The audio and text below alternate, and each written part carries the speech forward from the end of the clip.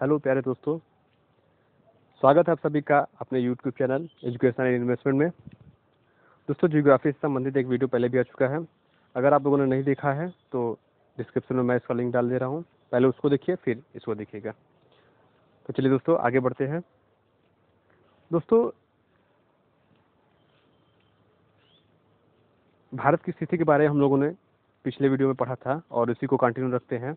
जब ये खत्म हो जाएगा उसके बाद पर्वत पहाड़ियों पर हम लोग आएंगे, उसके बाद नदियाँ आदि चैप्टर इस प्रकार से बढ़ेंगे। तो सबसे पहले इसको देखते हैं। चलिए दोस्तों शुरुआत करते हैं। दोस्तों, जैसा कि आप जानते हैं कि समुद्री सीमा में सबसे ज़्यादा जो निकटतम देश हमारा है वह है श्रीलंका, और श्रीलंका के बाद अगर कोई निकटतम देश है तो वो है इंडोनेशिया। कौन सा है? इंडोनेशिया। और इंडोनेशिया है कहाँ?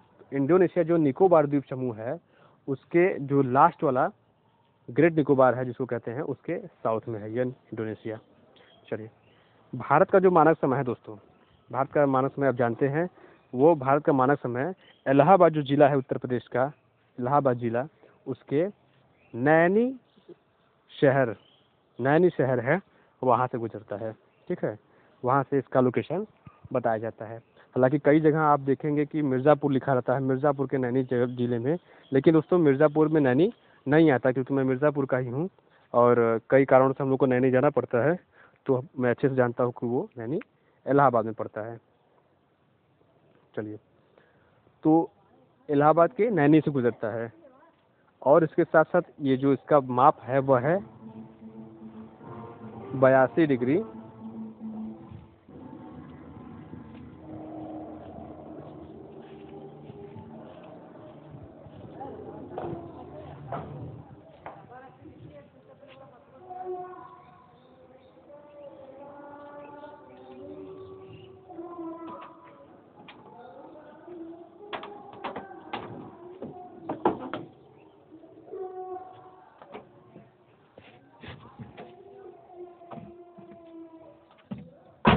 हाँ, अब ठीक है। हाँ दोस्तों, तो इसका जो मान है दोस्तों वह है 82.5 डिग्री पूर्वी देशांतर। क्या मान है इसका? 82.5 डिग्री पूर्वी देशांतर है। जैसा कि दोस्तों आप जानते हैं कि भारत जो है वह उत्तरी ग्लोब के उत्तर में और पूरब की ओर स्थित है, तो जाहिर सी बात है कि अपना उत्तर प्रदेश भी वही स्थिर होगा। ठीक है, तो 82.5 डिग्री पूर्वी देशांतर में यह माना जाता है। और इसके और जो ग्रीनविच रेखा है, आप लोग जानते हैं दोस्तों ग्रीनविच रेखा क्या है, और नहीं जानते होंगे तो आगे के चैप्टर्स में वो क्लियर हो जाएगा। ग्रीनविच रेखा कहाँ से गुजरती है, उसका कितना मान होता है और क्या क्या उसकी खासियतें हैं। तो ग्रीनविच रेखा और इस रेखा के बीच में 5.5 घंटे का अंतर है, और यह जो है यह उससे आगे है। क्या है? आगे है 5.5 घंटे। ठीक है, और ये जो मानक समय है भारत का, यह भारत के 5 राज्यों, कितने राज्यों? 5 राज्यों से गुजरता है। अब यह कौन कौन से हैं? तो सबसे पहला है उत्तर प्रदेश, फिर है मध्य प्रदेश, उत्तर प्रदेश के बाद मध्य प्रदेश, फिर छत्तीसगढ़, यूपी, मध्य प्रदेश, फिर छत्तीसगढ़, और छत्तीसगढ़ के बाद उड़ीसा, फिर आंध्र प्रदेश से इस प्रकार होकर के गुजरती है। 5 राज्यों, उत्तर प्रदेश, मध्य प्रदेश, छत्तीसगढ़, उड़ीसा और आंध्र प्रदेश। चलिए, अब बात करते हैं कर्क रेखा। दोस्तों, कर्क रेखा जो है वह भारत को 2 भागों में विभाजित करती है। ठीक है, भारत को 2 भागों में विभाजित करती है, और यह भारत के 8 राज्यों से गुजरती है। कितने? 8 राज्यों से होकर के यह गुजरती है कर्क रेखा। क्वेश्चन आता है कि भारत के बीचों बीच गुजरने वाली कौन सी अक्षांशीय रेखा है, तो वह कौन सी है?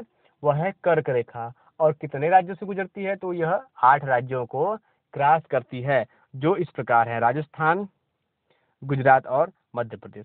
राजस्थान, गुजरात और मध्य प्रदेश।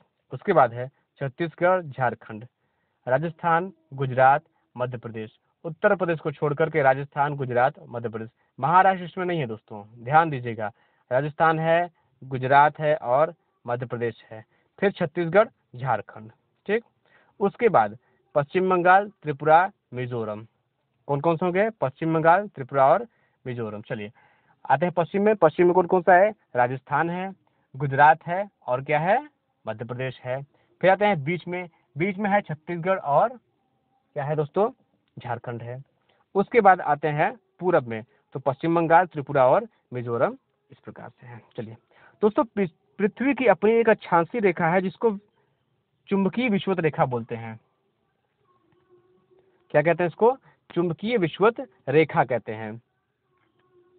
और यह त्रिवेंद्रम से होकर के गुजरती है। कहाँ से? त्रिवेंद्रम से होकर के यह गुजरती है। ठीक है। चलिए दोस्तों, भारतीय उपमहाद्वीप, जैसा कि आप जानते हैं पहले भारत जो है बहुत विशाल हुआ करता था, तो भारत को भारतीय उपमहाद्वीप कहना गलत नहीं होगा। तो भारतीय उपमहाद्वीप के अंतर्गत बांग्लादेश, नेपाल, भूटान, पाकिस्तान, ये इतने देश आते हैं जो पहले भारत में सम्मिलित थे। भूटान, नेपाल, बांग्लादेश, पाकिस्तान और भारत, इतने। चलिए, सर्वाधिक राज्यों की सीमा किससे लगती है? तो सर्वाधिक राज्यों की जो सीमा है वह उत्तर प्रदेश से मिलती है। किससे? उत्तर प्रदेश से। उत्तर प्रदेश दोस्तों एक ऐसा जिला है जो 8 राज्यों, जिसमें से 7 राज्य और 1 केंद्र शासित राज्य है, तो 8 राज्यों कुल मिलाकर के 8 राज्यों से यह गुजरती है। कौन कौन से? तो उत्तराखंड, हिमाचल प्रदेश, हरियाणा, राजस्थान, मध्य प्रदेश, छत्तीसगढ़, दिल्ली, झारखंड और बिहार। कौन कौन से? झारखंड, बिहार, दिल्ली, छत्तीसगढ़, राजस्थान, मध्य प्रदेश, हिमाचल प्रदेश, हरियाणा और दिल्ली और उत्तराखंड। दोस्तों क्वेश्चन आता है कि जो उत्तर प्रदेश है, उत्तर प्रदेश की सीमा, अधिकतर उत्तर प्रदेश के एग्जामों में ये पूछा जाता है कि उत्तर प्रदेश की सीमा किस केंद्र शासित राज्य से लगती है? तो वह है दिल्ली।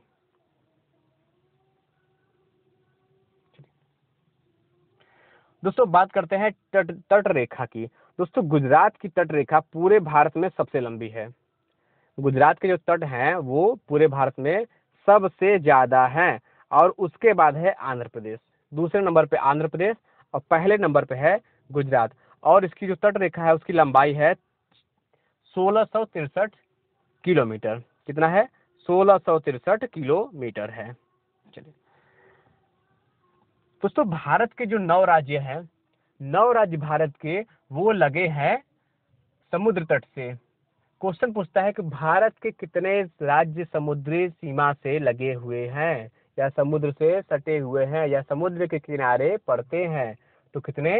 9 राज्य हैं। ऊपर से आप अगर जोड़ेंगे तो सबसे पहले है आपका गुजरात, गुजरात के नीचे है महाराष्ट्र, महाराष्ट्र के नीचे गोवा, गोवा के नीचे कर्नाटक, कर्नाटक के नीचे केरल, फिर तमिलनाडु, तमिलनाडु के नीचे दोस्तों आंध्र प्रदेश, फिर उड़ीसा, उसके बाद ये पश्चिम बंगाल।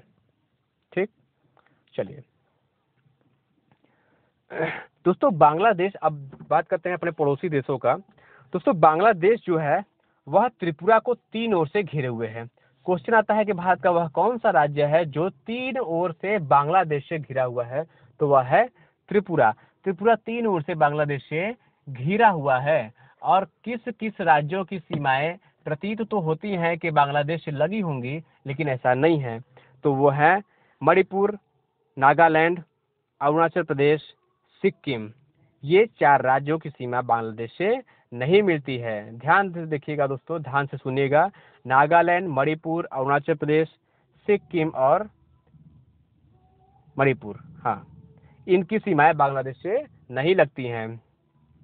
और अरुणाचल प्रदेश जो है, अरुणाचल प्रदेश की सीमा सबसे लंबी म्यांमार से लगती है। किससे? म्यांमार से लगती है। और कुछ कुछ यह भूटान और चीन से भी लगती है। चलिए आगे देखते हैं।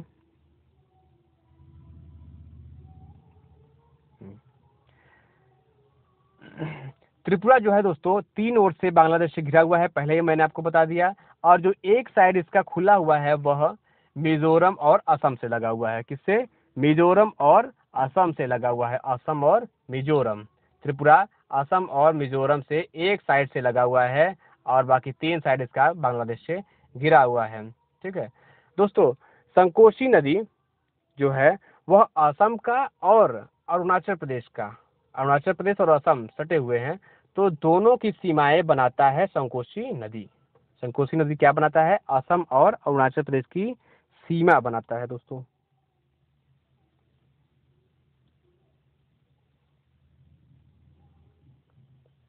हाँ, अब बात करते हैं ब्रह्मपुत्र नदी। दोस्तों ब्रह्मपुत्र नदी अरुणाचल प्रदेश में भारत में प्रवेश करती है और यह यांगयाप दर्रे से होकर के प्रवेश करती है। किस दर्रे से?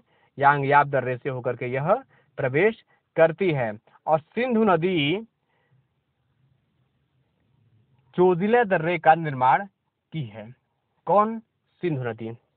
और तिस्ता नदी शिपकीला दर्रे का निर्माण करती है। चलिए दोस्तों एक बार और देख लेते हैं। जोजिला दर्रे का निर्माण किस नदी द्वारा हुआ है? तो यह सिंधु नदी के द्वारा हुआ है। आप जानते हैं कि जोजिला दर्रा कहाँ पे है? तो जोजिला दर्रा जो है वह जम्मू कश्मीर में है और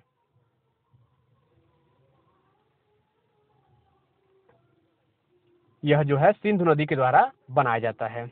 और शिपकीला दर्रा का निर्माण तिस्ता नदी करती है। जम्मू कश्मीर में दोस्तों जो काराकोरम दर्रा है, जम्मू कश्मीर का जो काराकोरम दर्रा है वह भारत का सबसे ऊंचा दर्रा 5624 मीटर। जम्मू कश्मीर के काराकोरम जो दर्रा है वह भारत का सबसे ऊंचा दर्रा 5624 मीटर ऊंचा है और यहीं से एक सड़क बनाई जा रही है जो कि चीन की तरफ जाती है। ठीक है, और यह काराकोरम दर्रा कहाँ पे है? तो यह लद्दाख में है। अब यह कश्मीर का लद्दाख नहीं रह गया, अलग सा लद्दाख है, लेकिन है तो लद्दाख में ही।